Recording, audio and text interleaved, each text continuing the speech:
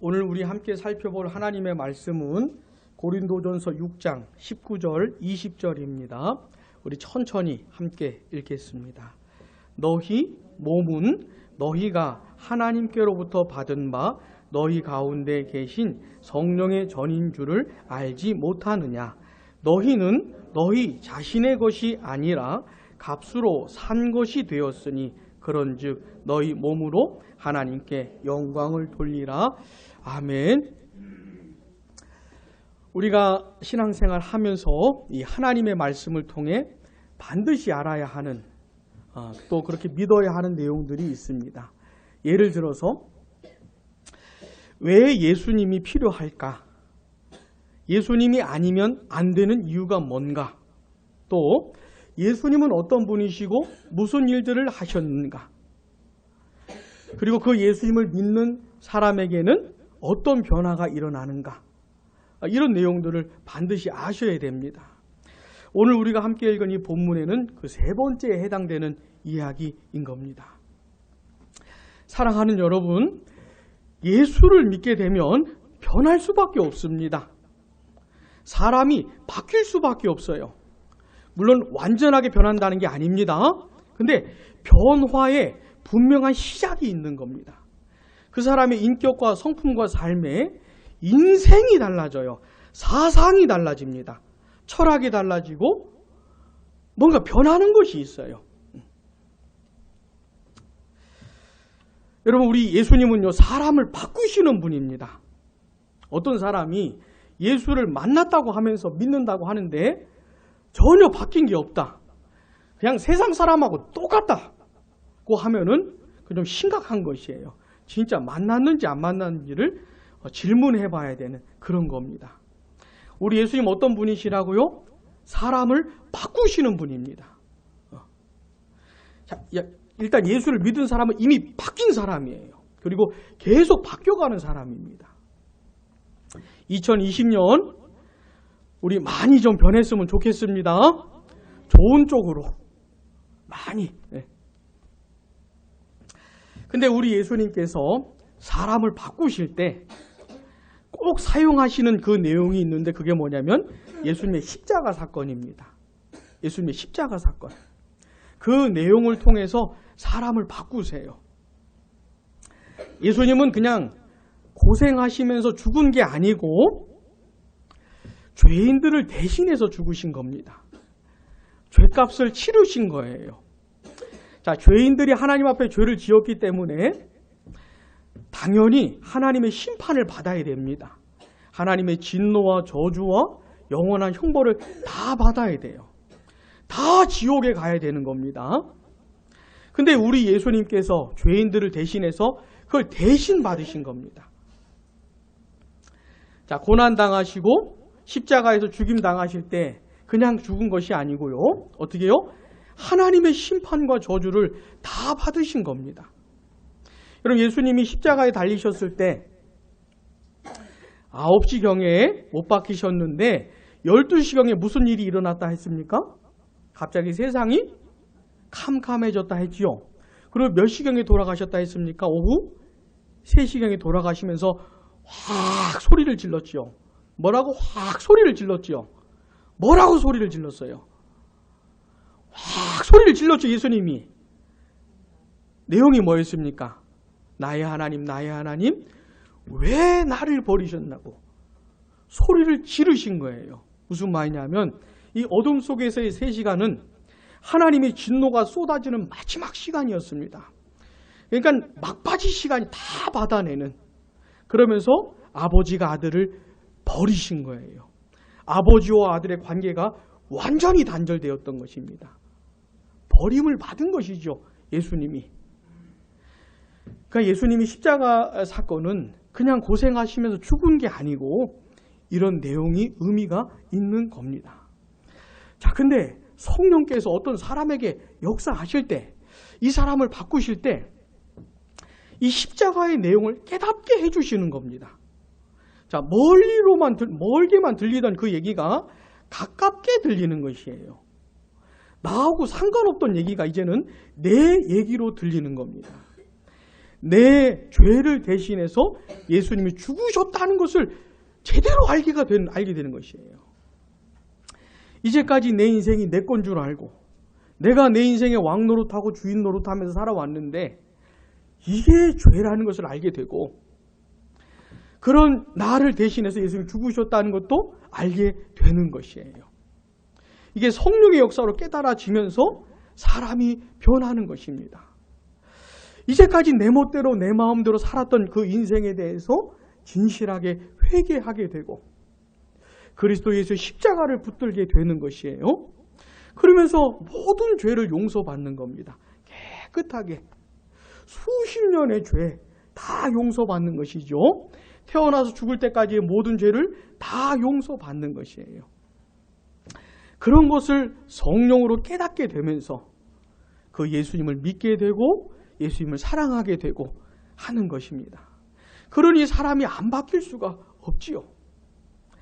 자, 그런데 또 성령께서 또 하시는 게 뭐냐면 그 예수님을 자기의 주님으로 모시게 돼요.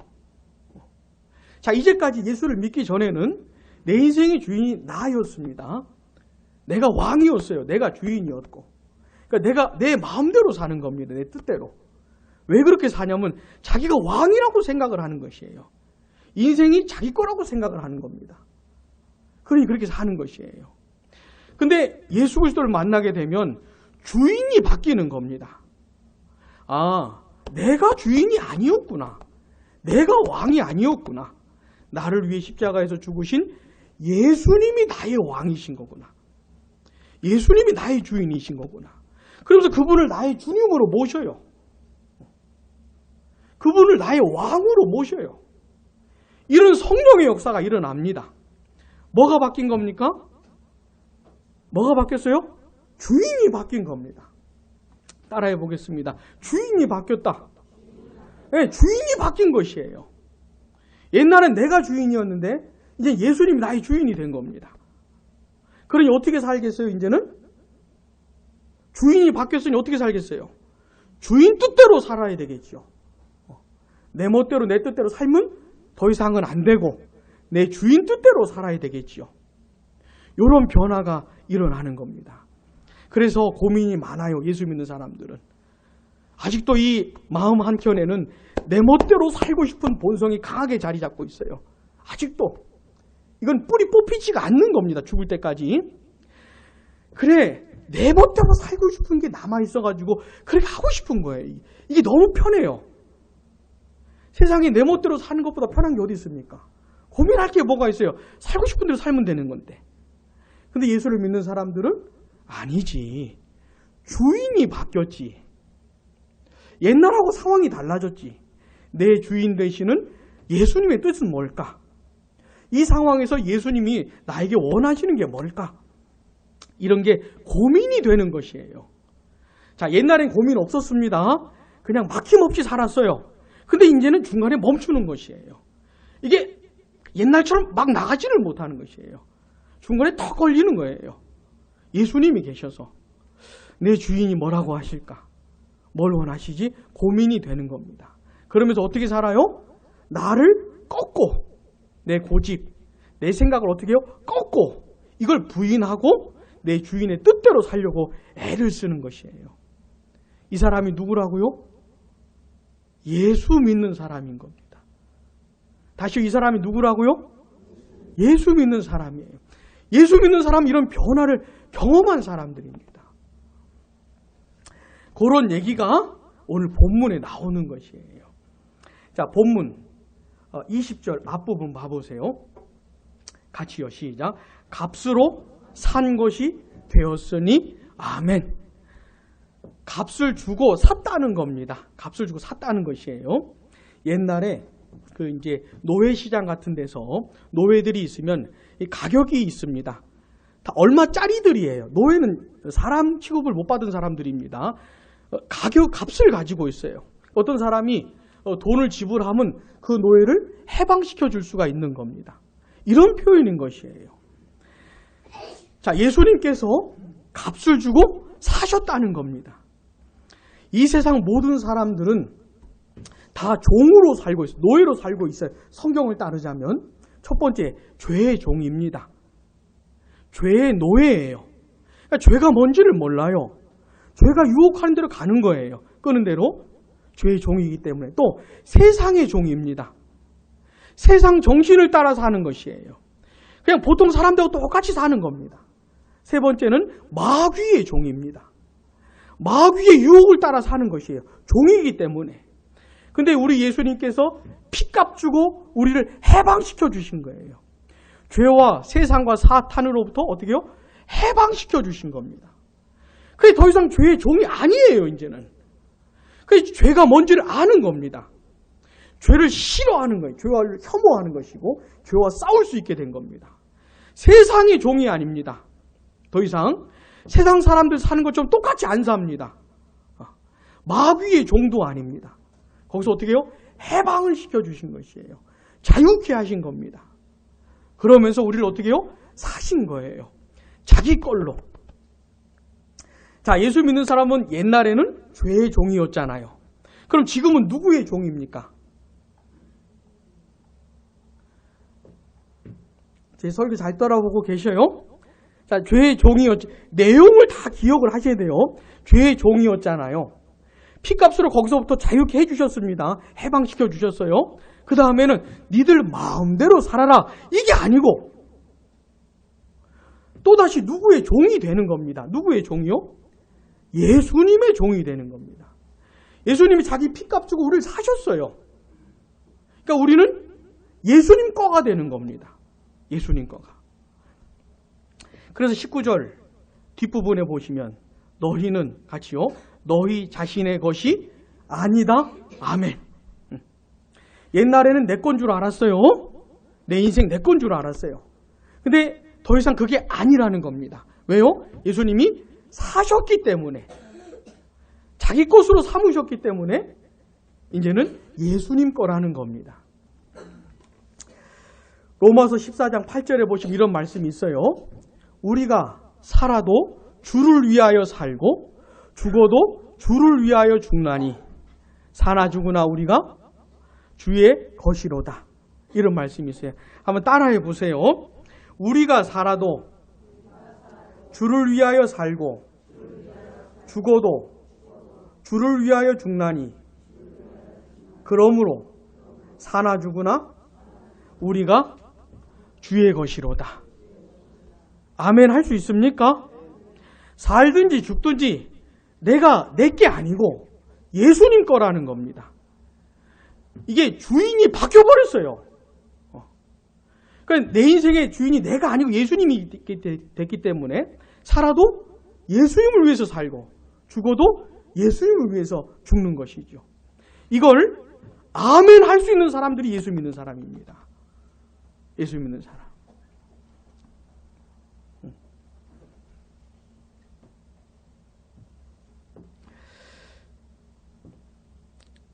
오늘 우리가 이 본문을 통해 살펴보는 내용이 이겁니다. 뭐가 바뀌었어요? 주인이 바뀌었습니다. 자, 여러분들에게도 주인이 바뀌었습니까? 예수님이 여러분들의 주인입니까? 자, 주인이 바뀐 사람들은 당연하게 살아야 돼요. 당연하게 사는 어떤 삶이 있다는 겁니다. 어떻게 살아요? 살아도 예수님을 위해서 살고 죽어도 예수님을 위해서 죽고 끝! 그걸로 끝! 주인이 바뀌었기 때문에 살든 죽든 주를 위해 사는 것이에요. 그럼 끝! 더 이상 없어요. 그게 전부입니다. 오늘 본문이 말하는 게 뭐냐면 바로 그거예요. 어떻게 그런 일이 벌어졌습니까? 피값 주고 사셨다는 거예요. 그러니까 예수님이 십자가에서 죽으시면서 우리 죄만 용서하신 게 아니고 해방시켜 주신 것이 아니고 자기 소유로 사신 겁니다. 이제 예수를 믿는 사람들은 예수님 거가 된 것이에요. 그래서 예수님이 그들을 보호하십니다. 자기 백성들을, 예수님 거가 된 사람들을 특별히 보호하세요. 특별히 지켜주십니다. 특별히 함께 하셔요. 예수님이. 왜요? 자기 거가 됐으니까. 그 다음에 예수님의 종이 된 사람들. 자, 예수를 믿는 사람들은 다 예수님의 종입니다. 다 주의 종이에요. 우리 한국교회 그 오해 가운데 하나는 뭐냐면 이 목사들이 주의 종이라고 생각을 하는 것 같아요. 그러니까 목사들만. 자, 우리 모두가 다 주의 종입니다. 맞습니까? 틀립니까? 이게 맞아요. 저는 무슨 특별한 계급을 갖고 있는 것이 아니고 우린 다 주님의 종입니다. 예수님의 종인 것이에요. 예수님을 주인으로 모시고 그 종으로 사는 겁니다. 자, 이런 변화가 일어난 것이에요. 그래서 우리는 어떻게 삽니까? 더 이상 내 뜻대로 안 살고, 그래서 자기 부인을 해야 되는 것이에요. 자기 부인을. 자기 고집을 꺾을 줄 알아야 됩니다. 자기 생각을 어떻게 해요? 꺾을 줄 알아야 돼요. 자, 내 생각하고 예수님의 생각하고 맞으면 그냥 그대로 살면 됩니다. 근데 이게 다르면 어떻게 해야 돼요? 예수님을 꺾으려면 안 돼요. 뭔 종이 주인을 꺾습니까? 예? 하극상도 그런 하극상이 어디 있어요? 주인을 꺾으시면 안 됩니다. 꺾이실 분도 아니고. 누가 꺾어야 돼요? 내가 꺾이는 겁니다. 내가 무너지는 것이에요. 아직도 내 고집, 내 생각을 갖고 있는 내가 깨져야 되는 겁니다. 나를 부인하고 주인 뜻대로 살려고 애를 써야 하는 것이에요.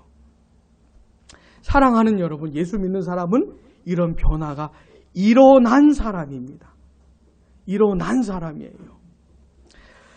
그 증거가 뭐냐면 오늘 본문 19절에 나오는 내 몸이 성령의 전이 됐다는 말입니다. 19절 보시면 너희 몸은 너희가 하나님께로부터 받은 바 너희 가운데 계신 성령의 전인 줄을 알지 못하느냐. 이제 성령이 어디 계셔요? 내 몸 안에 계신다는 겁니다. 내 안에 성령이 사세요.